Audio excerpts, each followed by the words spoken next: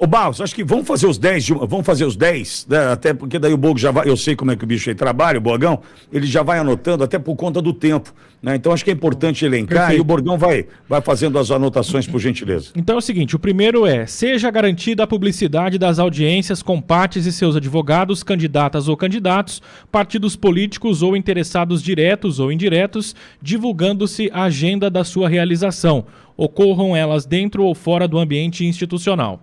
O ponto 2. Seja o magistrado comedido em suas intervenções e manifestações públicas ou em agendas particulares profissionais sobre matéria relativa ao processo eleitoral, esteja ou não o tema submetido à sua jurisdição. O terceiro ponto, comparecimento de membro da magistratura a evento público ou privado onde, durante esse ano eleitoral, confraternizem candidatas ou candidatos, seus representantes, integrantes ou interessados diretos na campanha eleitoral, que isso gera conflito de interesse, segundo o ponto destacado por ela, o que compromete a integridade da atuação judicial. O quarto ponto, são inaceitáveis manifestações em qualquer meios, incluindo as mídias eletrônicas, sobre a escolha política do magistrado ou magistrada por estabelecer dúvidas sobre a imparcialidade da decisão a ser tomada no exercício da jurisdição. O quinto ponto, não recebam magistradas ou magistrados ofertas ou presentes que ponham em dúvida sua imparcialidade ao decidir.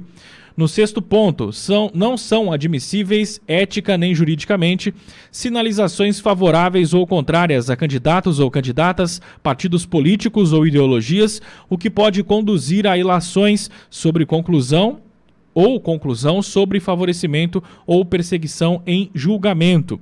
O sétimo ponto, mantenham-se advogadas e advogados que componham a judicatura eleitoral afastados de participação em ato ou processo no qual os escritórios de advocacia que integram se façam representar. No oitavo ponto, não deve a magistrada ou magistrado se comprometer com atividades não judiciais que afetem o cumprimento de seus deveres funcionais. A função judicante é desempenho pessoal, intransferível e insubstitutível pela magistrada ou magistrado. O nono ponto, compete à autoridade competente tornar públicos os atos judiciais e administrativos, impedindo-se equívocos de interpretação ou divulgação inadequada relativos ao processo eleitoral por pessoas estranhas ao processo. E o décimo e último ponto, a transparência da atuação dos órgãos da Justiça Eleitoral, de suas magistradas e magistrados, é imposição republicana.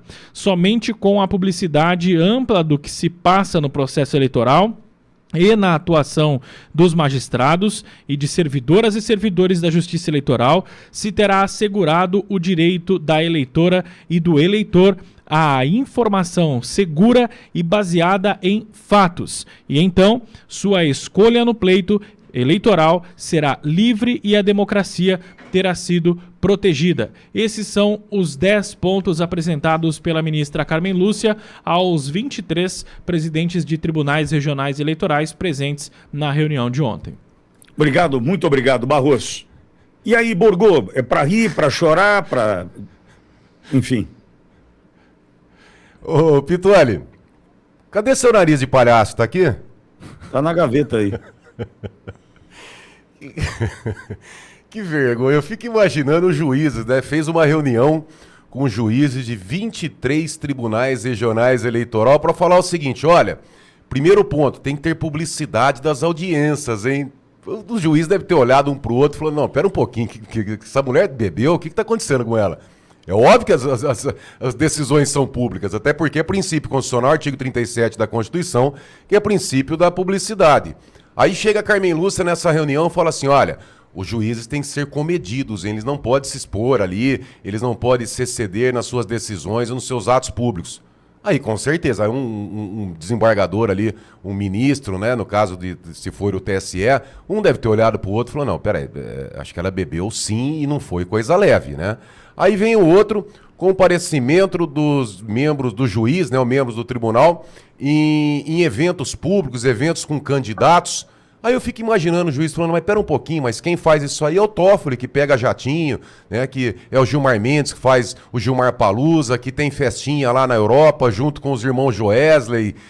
São eles, os ministros do Supremo, que fazem isso, né? Essa promiscuidade que fica na jurisdição em festa junto com pessoas que estão sendo processadas e deveriam ser condenadas pelo próprio tribunal.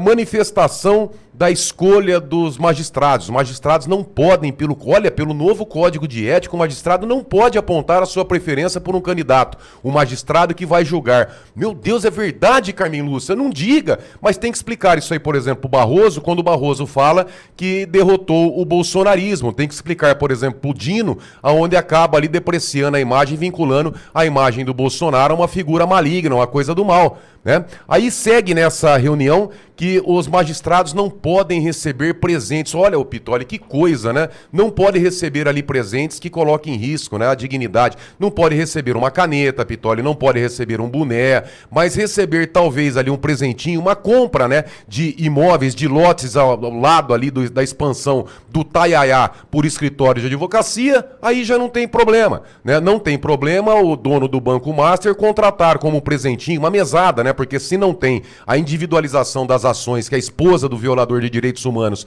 vai atuar num contrato de 129 milhões, eu entendo, me leva a crer que é um presentinho. Então, um presentinho de 129 milhões, aí não teria problema, né, ministra Carmen Lúcia? Talvez seja isso que passou pela cabeça desses juízes, né, que estavam nessa reunião. Não sinalizar a preferência, novamente, ela insiste que o juiz não pode sinalizar a preferência. Ministra Carmen Lúcia, alguma dúvida da preferência do candidato a presidente da República, do Flávio Dino, do Zanin, do Alexandre de Moraes, do Gilmar Mendes? Tem alguma dúvida quem que o Zanin tem a preferência? O Zanin, por exemplo, e o Flávio Dino não precisa indicar qual que é a preferência. O extremamente comunista que está lá no Supremo Tribunal Federal nem precisa, né? Aliás, nem precisava. Juiz não pode se comprometer com suas atividades que afetam a magistratura. Quer dizer, ter uma atividade paralela que pode colocar em risco ali a honra da magistratura. Sim, claro que não. Agora, nós temos ali, pela própria briga que teve lá no Supremo, aonde o Joaquim Barbosa, né, que ele deixou claro que tinha ministro que deveria fechar o escritório de advocacia, que não tinha medo de jagunços. Quer dizer, é isso aqui que afeta a estrutura do judiciário. E por fim aqui, né, impedindo que tem que não pode ter decisões que gerem equívoco nas interpretações. Meu Deus, é óbvio. Agora, se tiver equívoco nas interpretações, tem os embargos de declaração para declarar a decisão. O que precisa não é proibir o equívoco, porque o equívoco, seres humanos, eles erram, eles pecam, eles cometem equívocos. O que precisa é, quando entrar com embargo de declaração, que realmente seja recebido, tá? E declarada a decisão. E não falar que não foi recepcionado, porque não cabe embargo de declaração, como acontece em todo o judiciário. Então, Pitoli, é vergonhoso. É vergonhoso. Eu fico imaginando aqui 23 juízes dos tribunais regionais eleitorais, né, se submeterem, se sujeitarem a uma palhaçada. Isso é palhaçada, uma brincadeira. Será que é nesse nível o código de ética que a ministra Carmen Lúcia vai propor ao Supremo Tribunal Federal, a todo o judiciário? Olha, vocês têm que dar publicidade das decisões. Verdade, ministra? Tá de sacanagem comigo, ministra? É verdade que tem que dar publicidade? É verdade que, ministro, será que...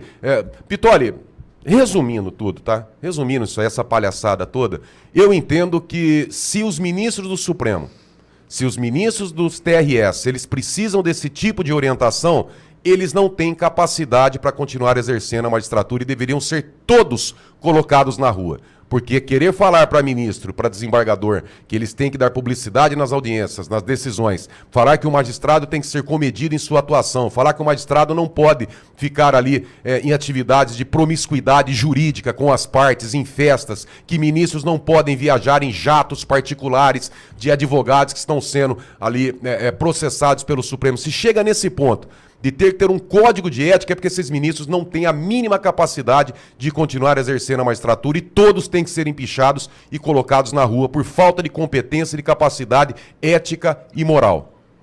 Mas, Bogô, eu falei quando o Barros leu pela manhã esse código, a primeira coisa que eu falei foi o seguinte: vamos aplicar primeiro no Supremo? Vamos lá? Porque é o seguinte, não pode ganhar presente, mas viajar no jatinho. de graça para assistir um jogo do Palmeiras em Lima, no Peru, para sentar ali ao lado do advogado de um diretor do Banco Master. Chega no Brasil, segunda-feira, coloca sigilo máximo sobre as questões do banco. Isso pode? Isso pode? O contrato do Banco Master com o escritório da esposa do Moraes. Isso pode? O zombar de Flávio Dino, né, diante das suas decisões, dos julgamentos, né, que ele profere ali, enfim, na primeira turma, isso pode? Sabe, então quer dizer, desculpa, primeiro ela deveria falar assim, juízes, presidentes dos tribunais regionais e eleitorais, boa tarde. Eu estou apresentando aqui um código que primeiro eu vou fazer valer lá no Supremo, depois a gente conversa. Porque, Borgô, o faço o que eu digo, mas não faço o que eu faço, já cansou. Esse Supremo Tribunal Federal, ou a gente entende que esse código de ética, eles não vão conseguir cumprir, e por conta disso a gente precisa empichar ministro e dar adeus para uma série deles, constitucionalmente falando, que é importante fique claro, eu quero ver um Senado forte, com impeachment, mas ou a gente entende que pegando esse código de ética, porque, Borgô, não é só uma questão do código, é cumprir o código. Alguém ali, veja, nós temos hoje dentro do Supremo ministros que não conseguirão cumprir o código. E aí o que eu faço? Tem que empichar, tem que ter processo de impeachment, mas para isso um Senado forte. Porque, Borgão, seja sincero comigo, olhando para dentro do Supremo, tem como aplicar sem nenhuma exceção esse código? Não tem como. Mesmo porque, Pitoli, a lei orgânica da Magistratura Nacional já está incluindo tudo isso aqui. Então, quer dizer, resumindo, e eu disse que eu não tinha visto essa matéria desses 10 pontos, e até ainda bem que eu não perdi tempo com isso, né? Porque agora sim a gente faz a análise, eu não precisava ter ficado ali estudando, indo atrás, a fundo, porque é uma coisa tão simples que a gente consegue tratar aqui ao vivo. Né? A gente já consegue, como você disse, o Wellington lendo aqui, eu fui fazendo as anotações, então não é uma situação que precise ir atrás, se aprofundar em estudo, a gente já consegue derrubar isso aqui à primeira vista. Tá? Se cumprir a Constituição, cumpriu a Constituição, acabou, não precisa de código de ética, não precisa nada disso. Mas não vai cumprir a Constituição integral, cumpra-se a lei orgânica da Magistratura Nacional, a LOMAN. Agora não, Pitoli, é vergonhoso o que está acontecendo. É uma vergonha, é decadente o que está acontecendo no Brasil. Eu fico imaginando para essa ministra ter a coragem de propor esses 10 pontos do Código de Ética.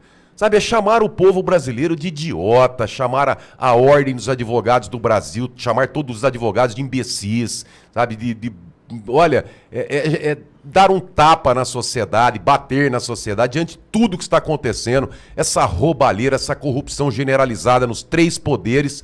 A ministra vem, não, olha, o juiz tem que se abster, tem que ser cometido nas suas decisões, nas suas aparências, não podem ir em festas que coloquem em risco a ética, a moral. Que é isso? Que pouca vergonha. Fala isso pro Gilmar Mendes, lá no Gilmar Palusa, lá em Portugal, com as festas que tem lá, que tem fotos lá com o Joesley, jatinho, presentes de advogados. Quer dizer, olha,